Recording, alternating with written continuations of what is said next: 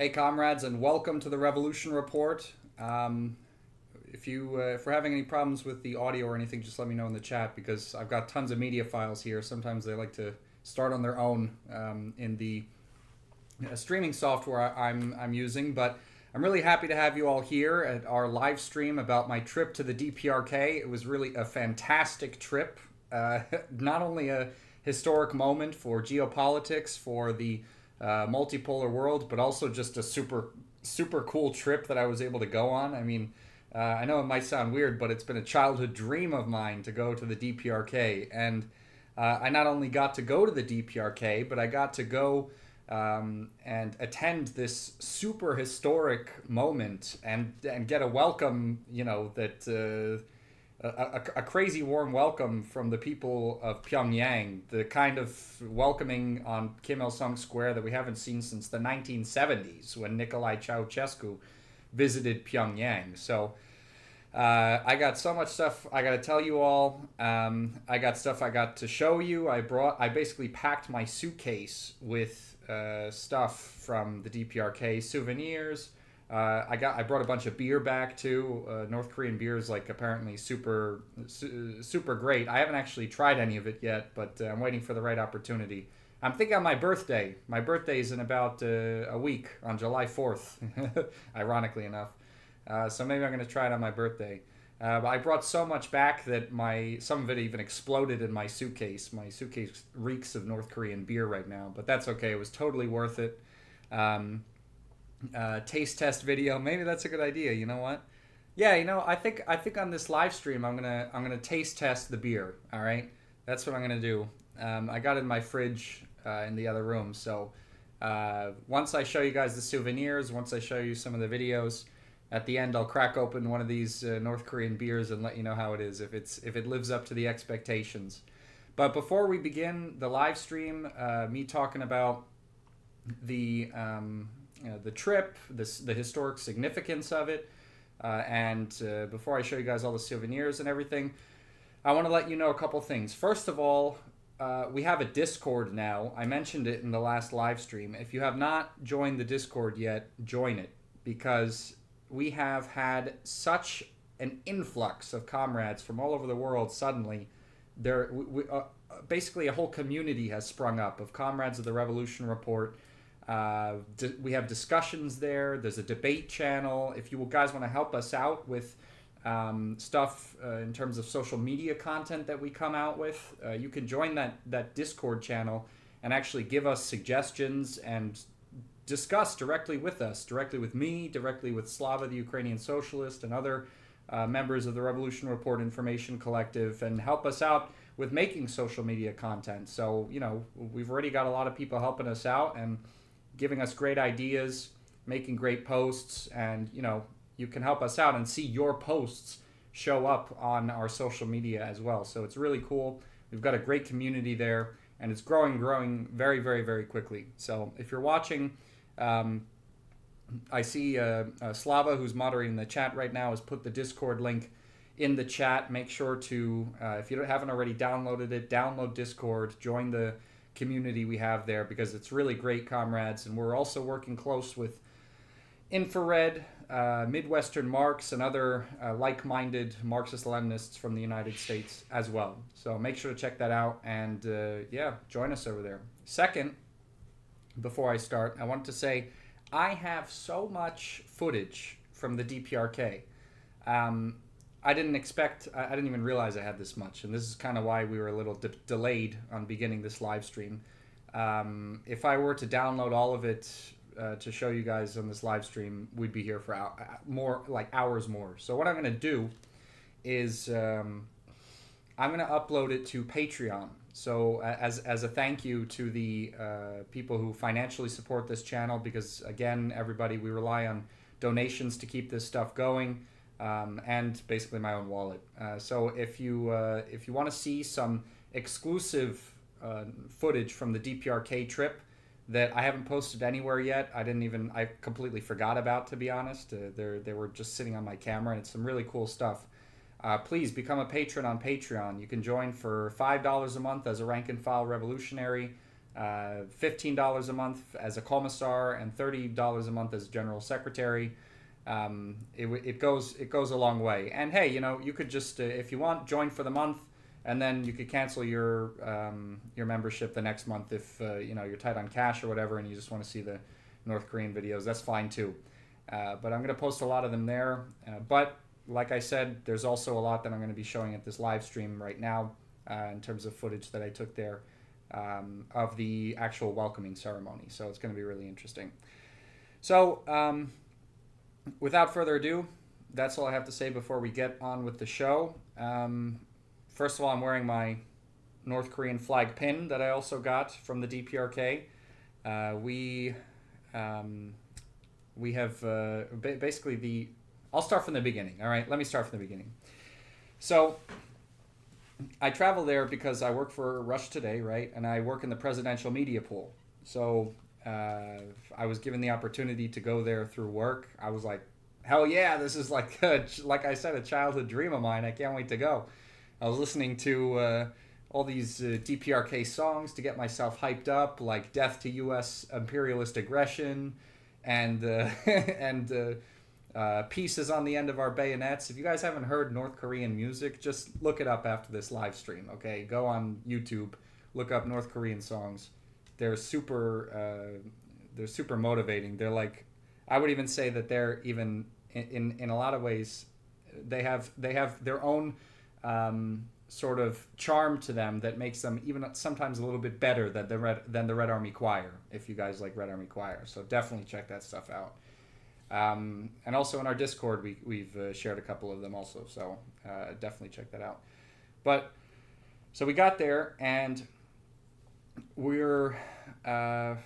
get to the airport, right? And we're immediately greeted by the North Koreans that are there to take us off the plane and help us to the hotel.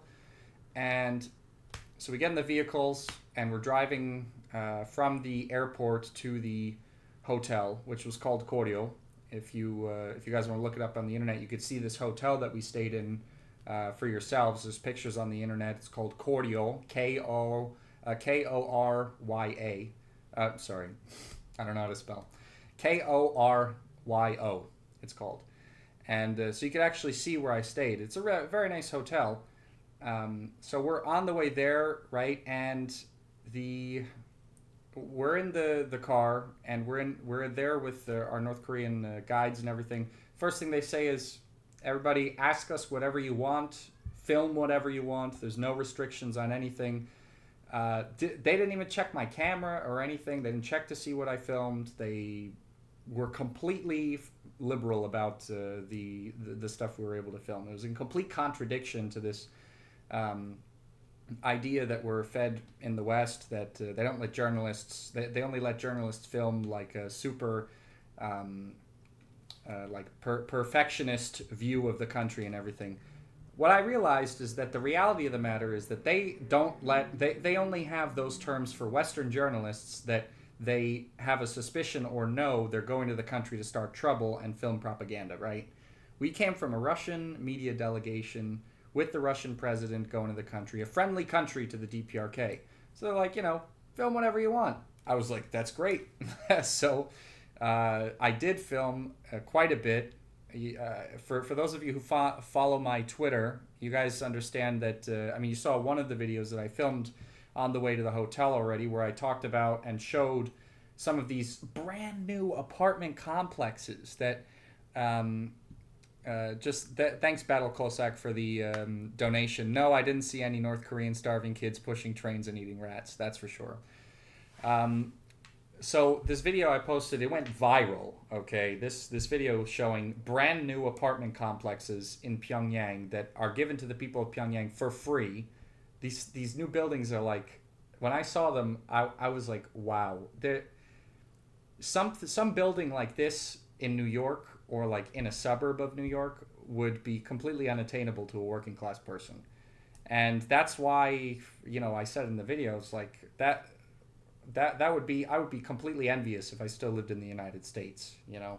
People are struggling to pay their rent for buildings that are dilapidated in old cities in the richest country in the world, and Pyongyang, that has a GDP of basically a third world country, through its own socialist system, has done so much for its own people that it can create these apartment buildings en masse, new, for free for the people, for their own people. That's socialism. That's a government that works for the people, right? And I even saw, we passed by some other buildings, and I asked our guide, I was like, are those new buildings too? They look very new. And the guide's like, no, those are really old. They're 7 years old. I'm like, what? That's old for you? Anyway, that's so that was the case over there. For them, 6-year-old, 7-year-old buildings are old. So that was really cool to see. There were tons of NAFO people, obviously, on Twitter that were commenting like, oh, you know, they're all empty, which they're not, because I saw for myself that people are living in them. It's just not visible on the video that I posted. Or, oh, there's no cars on the road. North Korea doesn't have any cars. This is another thing. You know, I'm answering these criticisms right now because I have the live stream opportunity to do it. I mean, with thousands of people commenting on these posts, I was like, I don't have the time to engage with all these people. But I'll tell you right now, it is completely standard practice to clear the roads when a foreign delegation is coming to the country. They set up the route ahead of time and make sure there's not going to be any cars there so that the delegation can get where it needs to get to on time. That's completely normal. In any other country, they do that too. Unless they have like a super huge problem with traffic and overpopulation, but then they still have a police escort. I mean, I've traveled to many different countries with Russian delegations. Unless the country is super heavily populated, they're going to clear the roads in advance. So there's nothing out of the ordinary about that. And I even, you know, there were cars that I saw out the window of my hotel when we were there, you know. But another thing is that, I mean, it is true that there's not tons of cars on the roads in Pyongyang, and this goes back to something that someone's talking about in the chat right now. Big scary public transport and bicycles. Pyongyang public transit is completely advanced. It's a socialist country. It's not planned like capitalist countries with roads filled with cars in mind. It's not a profit-driven society. The whole city was designed to accommodate public transportation. And Pyongyang, I mean, I wasn't able to go to the metro. I didn't have the time. I was there for only 2 days. But I've seen videos of the metro. I mean, it's basically like a North Korean version of the Moscow metro. It's super advanced, super beautiful. There's buses all over the place, trolleys. You know, people don't have to have cars to get around. You know, it's like Moscow, and I'll tell you, like Moscow has tons of cars and congestion now, obviously, but it's kind of because I would say that ever since the Soviet Union collapsed, you know, a certain degree of commodity fetishism has entered the country, right? And there's tons of people who are like, oh, gotta have a car, because having a car is like a status symbol. But for example, I don't have a car, and I could definitely afford one, but I don't have one. Why? Because there's no need. Because the public transport infrastructure is so developed and it's so cheap that there is literally no need. So that's just the choice I make, you know. And in Pyongyang, it's pretty much the same stuff. You know, people have bikes if they don't want to use public transport all of the time, or they, you know, use public transport and bikes. But thanks for the other donation, Battle Cossack. But North Korea bad. It's like living in the Truman Show. They make an act for tourists, and the buildings are all empty. And they have fake fruit on the grocery stores. Trust me, I've seen The Interview. Exactly. Like everyone's conception of North Korea is like The Interview, right? But when you think about the contradiction between how many resources would go into what colossal resources would go into putting on a show of that magnitude just because some tourists are in the country. But at the same time, we're saying that the West is saying that the DPRK is like poor and can't do anything. I mean, it's like ridiculous. It's ridiculous. It doesn't make any sense. So, yeah, we were going through on our way to the hotel, and I took tons of footage out the window of the car. One of them being that video that went viral essentially on Twitter, where I talk about the apartment buildings. But I took a lot of others. And I have them here to show you right now. I just want to show you these because it shows you how they decorated Pyongyang in the preparation for this event, and just Pyongyang in general. It's a really beautiful city. So let's take a look. 1 second. That's not the right one. Okay, let's see. Nope, not the right one either. I don't want to give you guys spoilers. Hold on.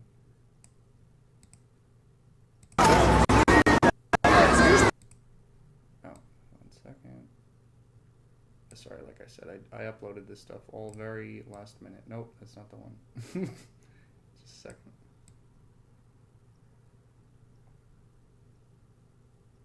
Okay. Nope, it must have been all the way at the bottom. All right, here we go.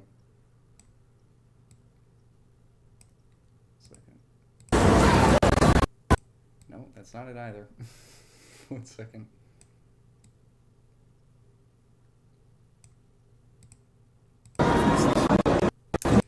Damn, it looks like the footage from the that I took going from the to the hotel, I wasn't able to upload on the streaming software. That's okay. But you know what? Some of that, because like I said, I've got tons of footage. Some of that I'm just going to upload for free on probably on our Telegram channel, and I'll put it on our Discord too. Okay, so you guys can see that later on. I'll upload it tomorrow, so keep an eye out for that. It's just like basically footage of the general footage of the city and how they decorated the city and everything in anticipation for Vladimir Putin. So essentially, the footage I have here to the footage I have here is all connected to the actual preparations for the event. So we could talk about that now. And I'll show you that stuff, and I'll tell you a little bit about the hotel, how that was, and everything else later. All right, so right now I'm going to show you guys some of this footage. All right, let's take a look.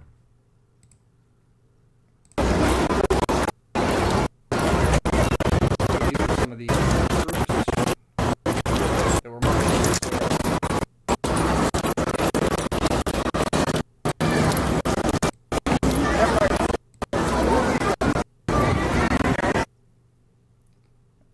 Show you another one now.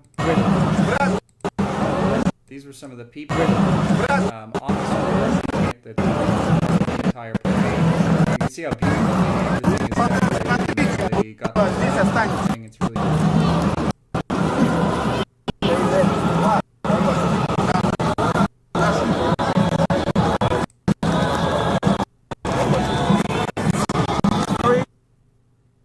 Alright, I'm going to show you guys another now.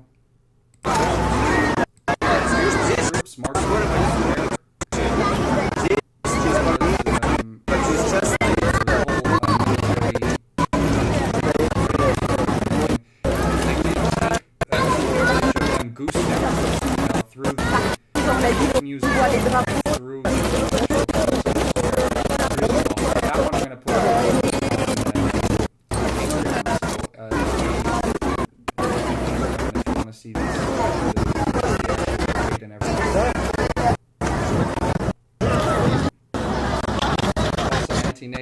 That's awesome that you were a pioneer. That's super cool. I could imagine how this footage would give you flashbacks of childhood. I've got another one, another 2 clips for you guys here. I'm gonna show.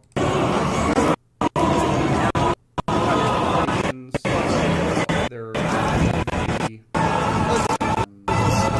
parade to be.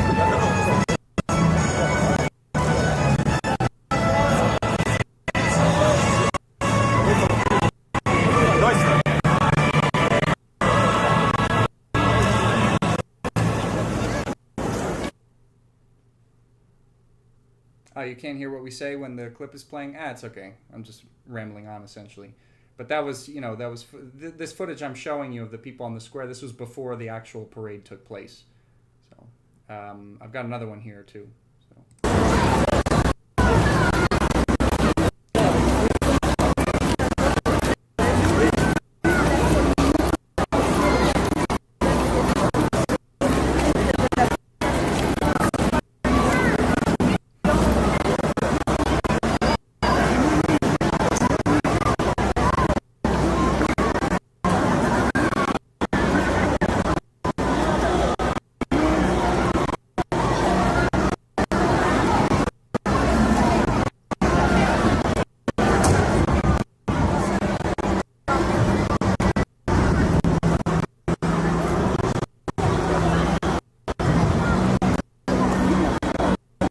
Yeah,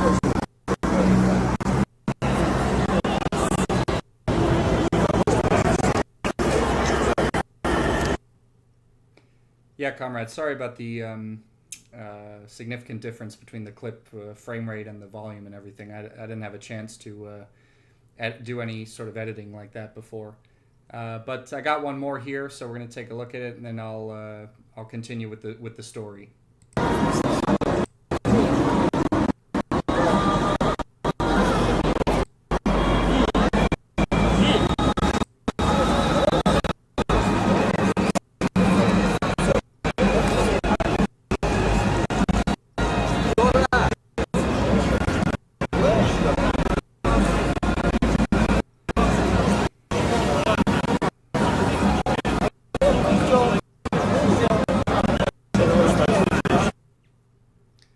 Also, that's right, anti-NATO.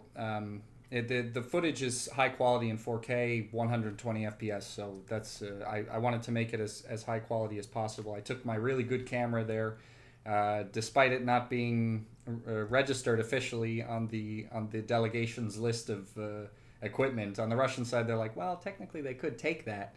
But again, it just goes to show just how the DPRK was super chill when we went there. You know. They were super chill. They even well, I'll get into that later about the vodka, but they were very chill. They didn't care about what we were filming. They didn't censor us or tell us what to film or tell us what to do, anything like that. They're like, you have free reign, have fun, and it was great. And I even heard later on that the DPRK really liked the coverage I did, so I was happy to hear that. But yeah, so that was the actual event that took place.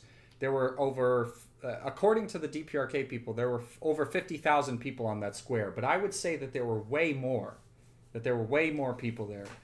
I mean, there were like people for miles and miles after we left the square. And when we were driving, I was like waving out the window. For any of you who have seen me go live on George Galloway's show or any stuff like that, we showed some of the footage from when we were leaving, and just people cheering, super happy to see the Russian delegation. It was really great.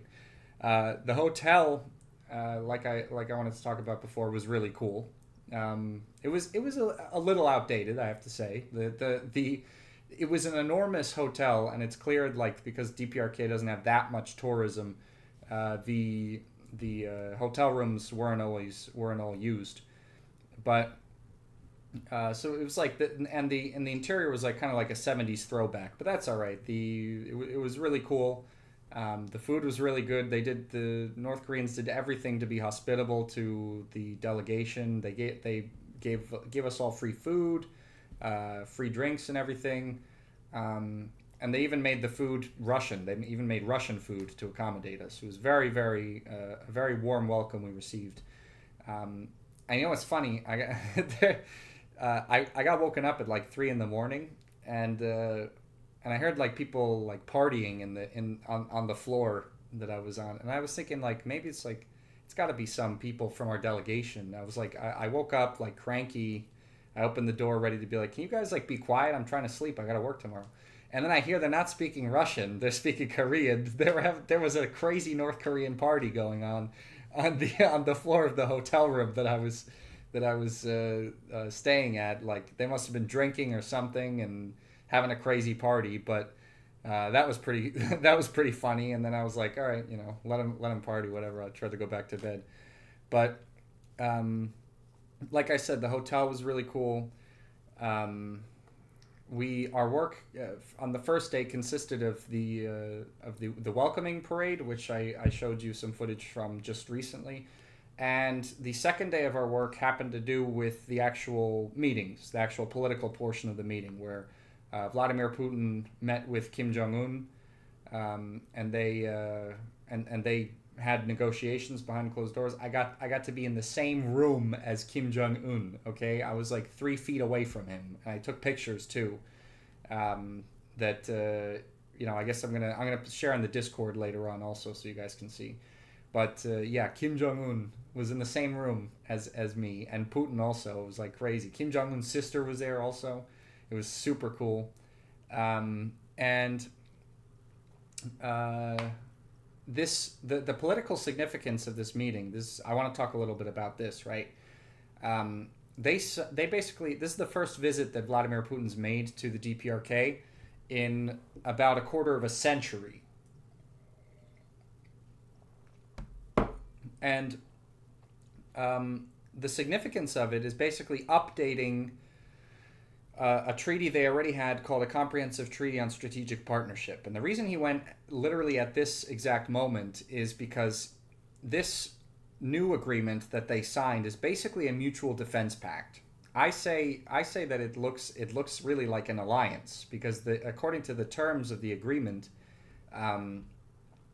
any military aggression against the DPRK will invoke a military response from Russia on the side of the DPRK, and vice versa as well. Any military aggression against Russia invokes a military response from the DPRK. So now you're probably all thinking, right? The Ukraine conflict. Obviously, there's different levels of military intervention. It could be anything from troops to just weapon supplies. And there have even been media reports that the DPRK has decided to send troops to the Ukraine conflict, which I think would be absolutely great. I think that would be that would be a move that would provide the DPRK and Russia both with modern combat experience. They would have the only militaries in the multipolar world that have modern combat experience. You know, the war in Ukraine. I mean, it's the first regular contemporary warfare we've ever seen, right? Obviously, there are other wars going on around the world, but it's essential. But that's mostly irregular warfare, right? We're seeing what's going on in Israel and Palestine, right? The Hamas is fighting a guerrilla war against Israel. The U.S.'s various attempts around the world to attack governments and whatnot. It's mostly fighting with militants and irregular militants that are fighting in an irregular way. But this is, in Ukraine, a regular war, the first of its kind that we've seen in contemporary times. And it would offer the DPRK very valuable military experience, I think. But again, I have to say that these reports that the North Korean troops are going to Ukraine, they're unconfirmed. We don't know that that's actually going to happen yet. But it would be a good sign. And the reason that Vladimir Putin, I think, went there to sign this agreement is that I think it's part of the Russian government's, and Vladimir Putin kind of hinted at this during the joint statement he made with Kim Jong-un after the signing of this new comprehensive treaty on strategic partnership. And he also mentioned it later on his political tour when he was already in Vietnam, that this is basically a response to the fact that the West is not only arming Ukraine with long-range weaponry, but essentially now giving them the green light to strike Russian targets deep within Russian territory and kill civilians, essentially. Not only are they doing that, but based on what we saw with the recent strike in Sevastopol that killed 4 people, 2 of which were children, and injured over 150 other people, that was caused by a U.S.-supplied ATACMS missile. And according to Russian intelligence, that missile was guided by American specialists using American intelligence and American satellites. That was a direct American attack on Russian territory. That is a provocation that we have not seen yet. And so this is basically a response to that kind of behavior by the United States in the Ukraine conflict, right? Because now according to this new updated treaty between the DPRK and Russia could theoretically arm the DPRK with the most cutting-edge nuclear weapons that would allow them to hit New York, okay, or Washington. They would be able to hit any area of the United States, allowing them ultimate deterrence against the threats that it constantly gets from the United States. Right now, the DPRK obviously has long-range nuclear weapons, but as far as I understand, their capacity is can only reach California. So that's a theoretical that Russia could do, and the DPRK could also send weapons and armaments to Russia for the Ukraine conflict as well. Of course, South Korea complained about this, but you know what? South Korea immediately supported Ukraine, and the DPRK immediately supported Russia. And there, when we look at China and the DPRK, I mean, the DPRK is actually putting its money with its mouth where its mouth is, right? I mean, they immediately supported Russia in the special military operation. I also like China, but their foreign policy on that has been pretty wishy-washy. And that's one of the reasons why this treaty was signed between them. And you know what? Vladimir Putin told South Korea, this treaty only means that Russia's going to step in if the DPRK faces aggressive military activity. So as long as South Korea is not aggressive towards DPRK, it should have nothing to worry about. But that was the political significance of this meeting, and so it's really important. It's really a demonstration of multipolar solidarity. It's a demonstration of how Russia, although it's not a socialist country, is an invaluable partner to the socialist world. I mean, I've seen tons of socialists in the West, or communists, so-called communist socialists, saying that, Russia's a capitalist country, so it's ridiculous that communists should be supporting it. But it's completely a naive point of view. It's not. It's not in correlation to the actual conditions of what's going on here. It looks at Russia in isolation, but it's not in isolation. When you look at it dialectically, how it dialectically interacts with the rest of the anti-imperialist world, Russia is an absolute asset to all socialist countries around the world. China, North Korea, Cuba, Venezuela, Bolivia, all these places, Vietnam, Laos, all these places have good relations with Russia, and these places support Russia. So the only reason why someone wouldn't support Russia in the current conditions of late-stage capitalism would be that they're an ultra-leftists. That's the only explanation. Now, what else can we talk about here? So I discussed, that's the political significance of what happened, and I was able to witness this historic moment personally. It was really great. And we were in the presidential residence, and they gave us food. Like I said, they were very hospitable. The waitresses, we sat down at the table, the waitresses are offering everyone vodka. We're like, we got to work. Thank you very much. But like, you sure you don't want any vodka? I guess they have the idea that Russians love vodka. But it was pretty cute. But obviously we had to work. We weren't drinking any vodka. But so that's basically it for the political significance of this trip. I showed you guys some of the videos that I took. Now I want to go on to showing you guys some of the souvenirs I got. Okay, so like I said at the beginning of this video, this pin is a souvenir from the DPRK. I bought it at the hotel. They had a nice little store, and I basically bought like half of the entire store. My suitcase was packed to the brim.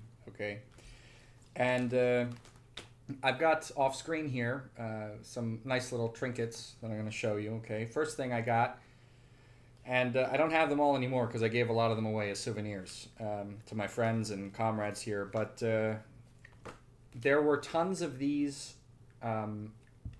propaganda poster postcards, which were awesome, and they were all themed. Okay, so this one, there's only one of these postcards left in this envelope because they went like hotcakes. Okay, these are the anti-US imperialism propaganda postcards.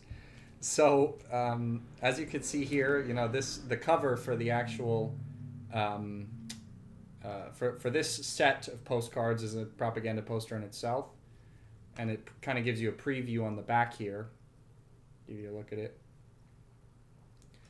And one of them is left. I'll show you this one that I'm keeping this one for myself because these are really great.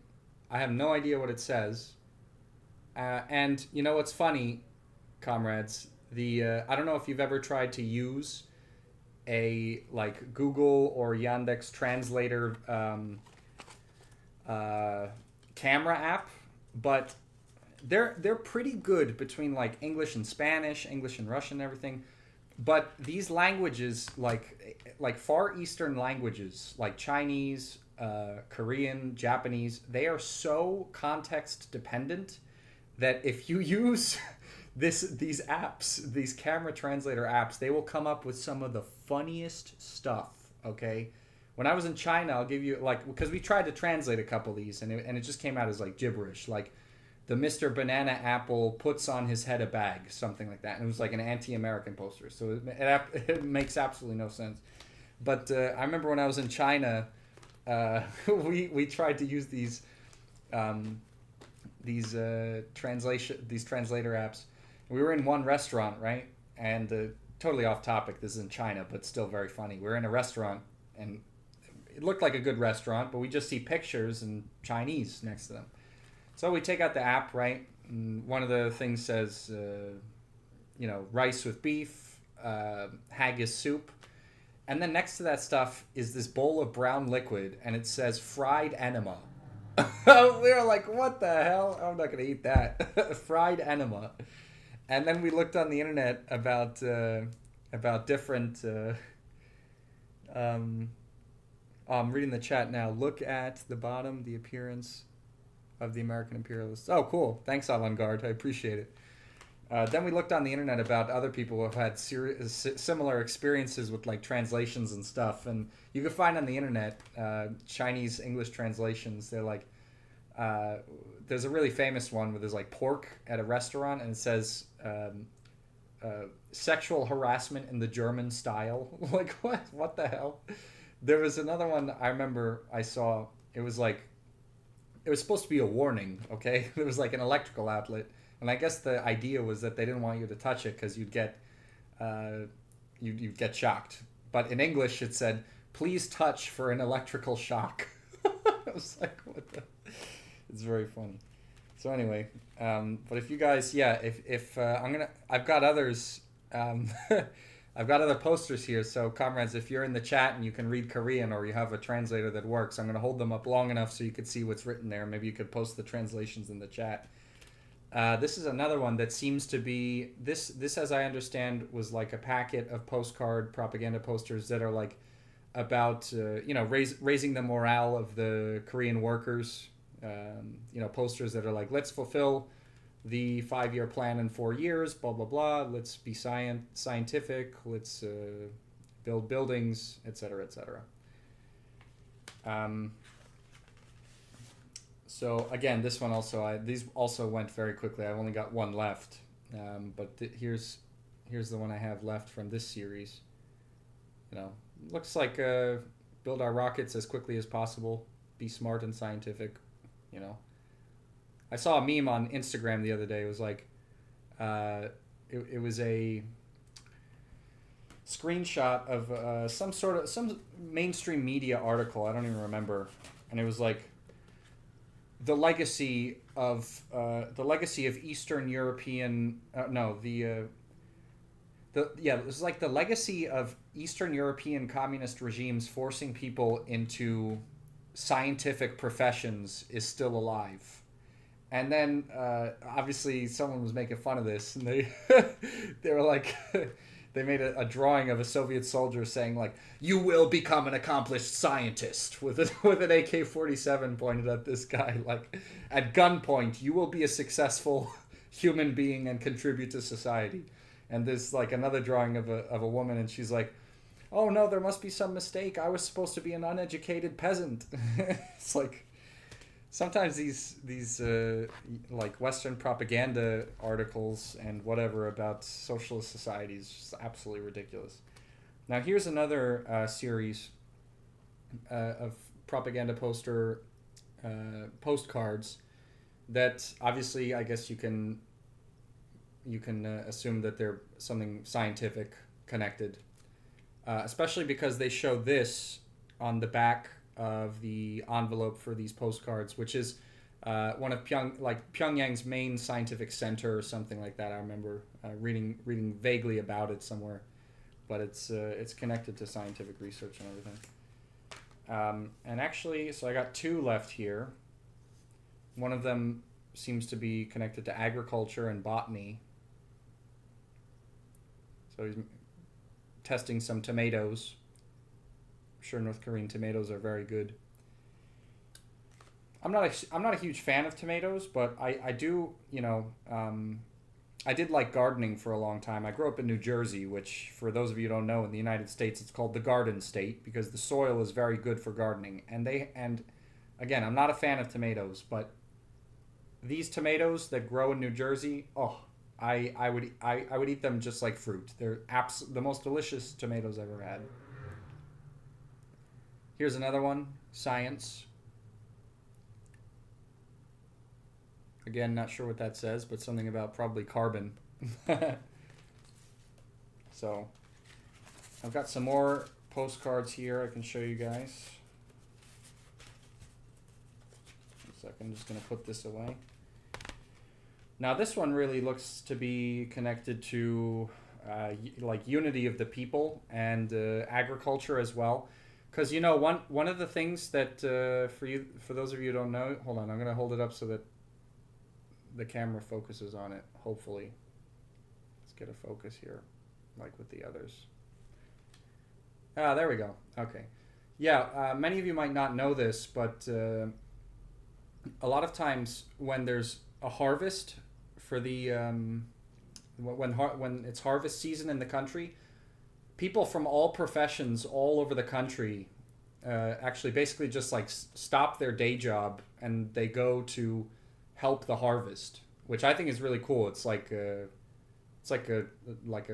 national tradition, I mean, there's obviously people who are full-time farmers, but office workers help, the military helps, and I think it's cool. It builds a sense of community throughout the country, It's kind of like the idea of conscription in socialist countries, right? Everyone's a part of the military because it's considered like a societal duty. So the military is not estranged from the people, and everyone feels comfortable with it. I think it's cool. Here's a very wholesome environmentalist North Korean propaganda poster. Hold on, let me see if it's gonna. Come on. Yeah, there we go.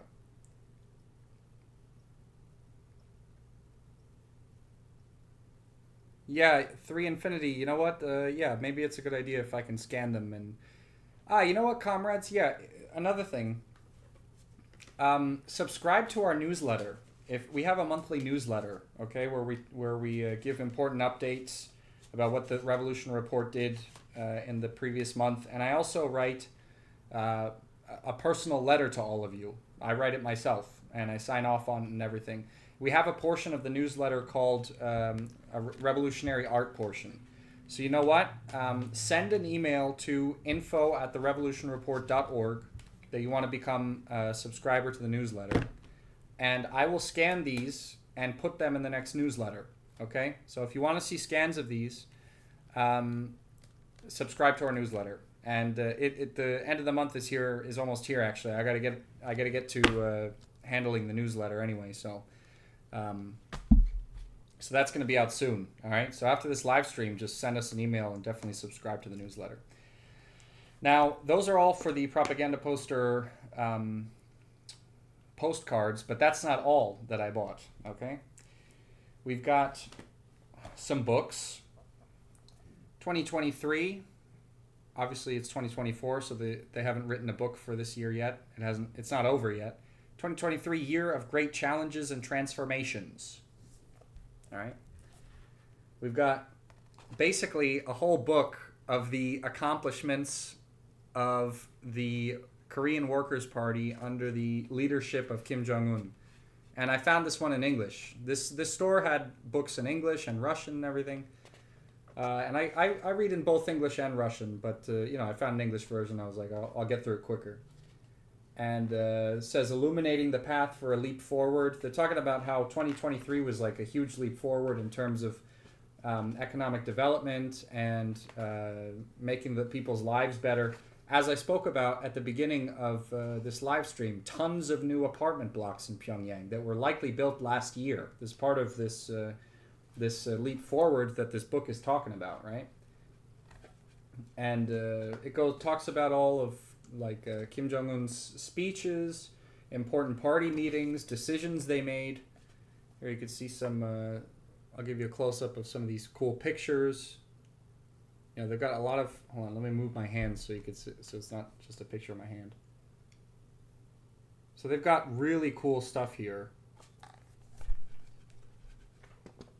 Yeah, maybe I should scan some of this stuff too.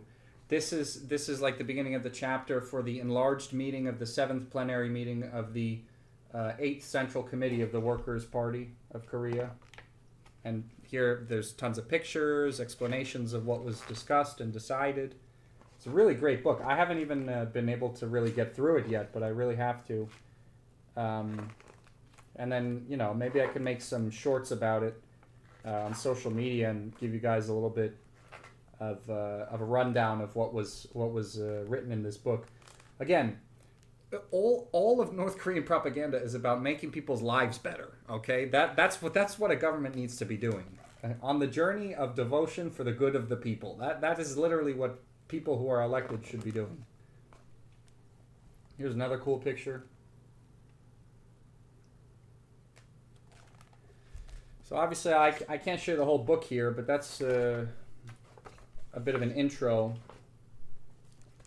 Oh, rockets. North Korea's excellent space program.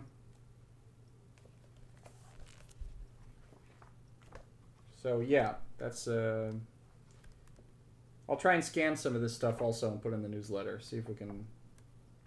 Oh, that's a beauty. Look at that.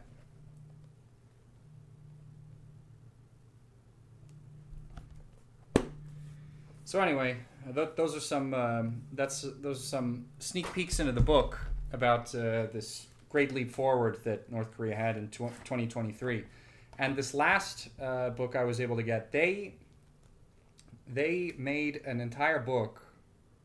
Let me see if I can focus it again. They made an entire book called Koreysko-Rossiyska Druzhba. It means Korean-Russian friendship, and this book essentially is a stamp book. It was made especially for this event, and it's got all different stamps from different events that consolidated Russian North Korean friendship, essentially meetings of Russian dignitaries to the DPRK, meetings of visits from DPRK officials to Russia, right? Here we have very young Vladimir Putin with Kim Jong-il when he was still alive. We've got Dmitry Medvedev, the former prime minister and former president of Russia, with Kim Jong-il. Here's a stamp with Lenin, and another picture from a meeting with Kim Jong-il. They've got some stamps of. I'm pretty sure these are Soviet cars, right? Actually, I'm not sure, but I think they're probably based on what it looks like to me. But of course, again, I don't read Korean.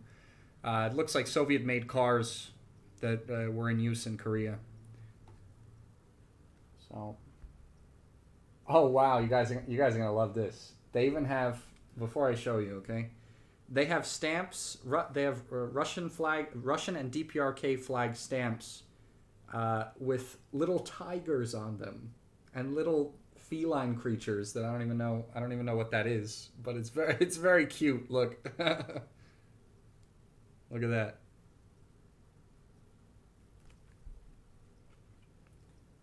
So yeah. Oh, here's another one, space related stuff, right? They've got even stamps with Yuri Gagarin and Valentina Tereshkova.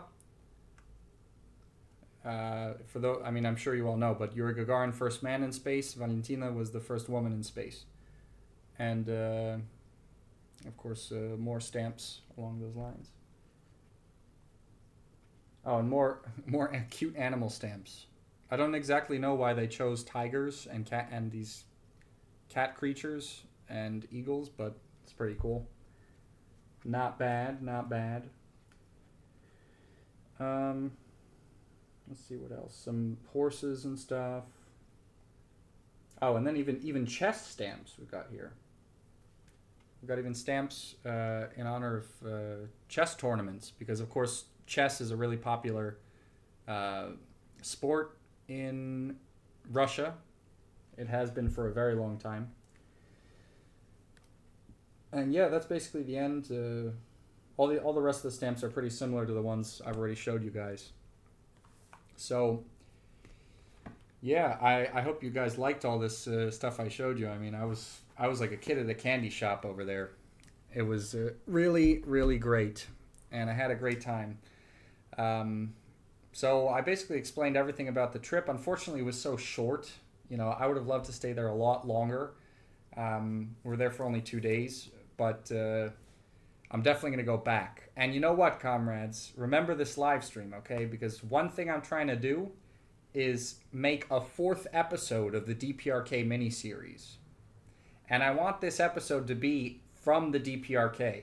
I think after they saw my coverage in Pyongyang and they liked it and everything, I think maybe, just maybe, it could be possible that I could negotiate a media trip to the DPRK and make an episode 4 from the DPRK with interviews with people, with footage from places outside Pyongyang and everything, and the DMZ, all this stuff. I'm gonna try to make that happen. It's not gonna be easy, and it's almost definitely not gonna happen tomorrow. But this is my goal, and I think we have a chance. All right. Now, so you guys wanted to get a review of the beer, okay? So everyone, stay where you are, okay? Stay where you are for just like 5 seconds. I'm gonna be right back. I'm just gonna run to the fridge. 1 second.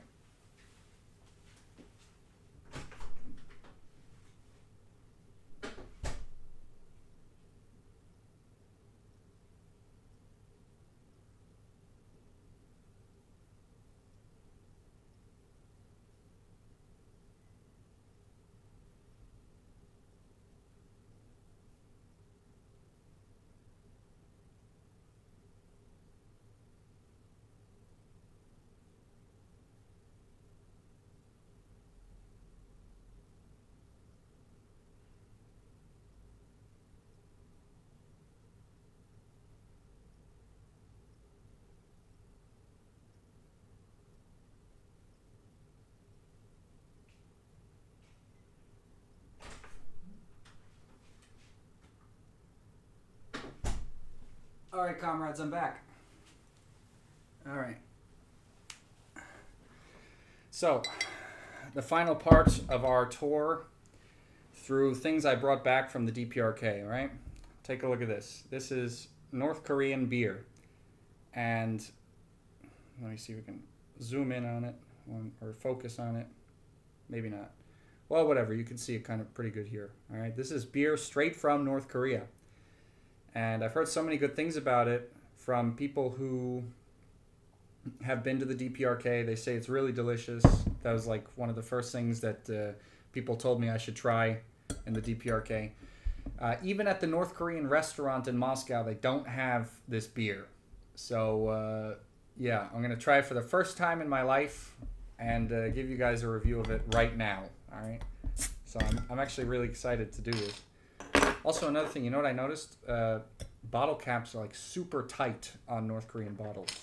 And they don't really use plastic either.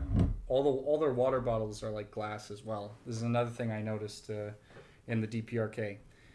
And just the people there are just so nice. You know, this is another thing. North Korean people were so hospitable and so friendly to us. I can't wait to go back, really.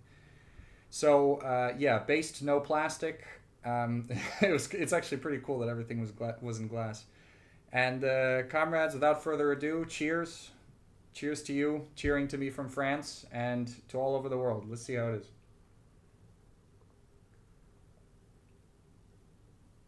is. Wow, that is actually really, really good. That is a super refreshing beer. It's like, it tastes like if like Heineken was the best beer in the world. That's what it tastes like. It's like a little bit of a Heineken-y taste, but it's much better than Heineken. That's sweet. I recommend it to everyone. Anyone who's going to DPRK, definitely try that beer. And they don't have that many versions of it. I remember obviously, again, I can't read it, but there was like green and there was yellow and I didn't really understand the difference. But they told me that the green is the best one, so it was yeah, it's very good. So I'm gonna drink the rest of this with dinner now. It's a bit late in Russia right now. It's after 11, so I really appreciate you guys finding this live stream interesting, joining us for the live stream. I appreciate everyone who's supporting the channel financially through Patreon and through giving donations through Super Chats and everything. Thank you very much, comrades. But really, the thing I get, the most satisfaction I get out of what I'm doing here is bringing this kind of information to you guys. I've always, since I could start thinking for myself, I wanted to bring people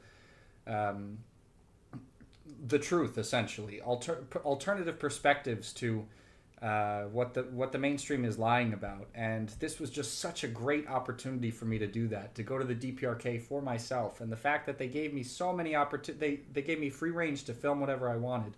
I'm really glad that I get to do this for you guys. Sometimes, you know, there's people that sometimes I meet in person who are fans of the Revolution Report, and they come up to me and they say, "Oh my gosh, you know, thank you so much for the work you do." Bringing you guys this kind of content is the best. It's the best satisfaction that I get out of it. You know, of course, I become more educated by learning about this stuff. That's cool too. I love the process of creating this kind of content. I love cameras. I love journalism. I love all this stuff. But the best thing is really seeing you guys enjoy the content. That is really the thing I love the most. So thank you all for enjoying the content. Thank you all for being such a great part of our community and our audience. Again, if you have not joined Discord yet, please join it. I'm there all the time. You know, we'll talk one-on-one, have discussions, share jokes, laugh, share memes and everything like that. So definitely join us on Discord. And yeah, I'm gonna and sign up for our newsletter. Like I said, I'm gonna make some scans of these pictures, put it in the art portion, and if you become a patron as well, you'll see some extra exclusive footage from the actual parade. So, comrades, once again, thanks a lot for joining us in the live stream. Thanks for supporting the channel. Super happy to be doing this, and there's going to be a lot more content coming out in the future thanks to the extra help we've gotten on Discord, thanks to some comrades that have shown up in Moscow, actually, that are helping us in person. So we're really growing as an organization, as an informational collective, and it's a really great thing to see. So once again, comrades, thanks a lot for joining us on the Revolution Report, and workers of the world unite.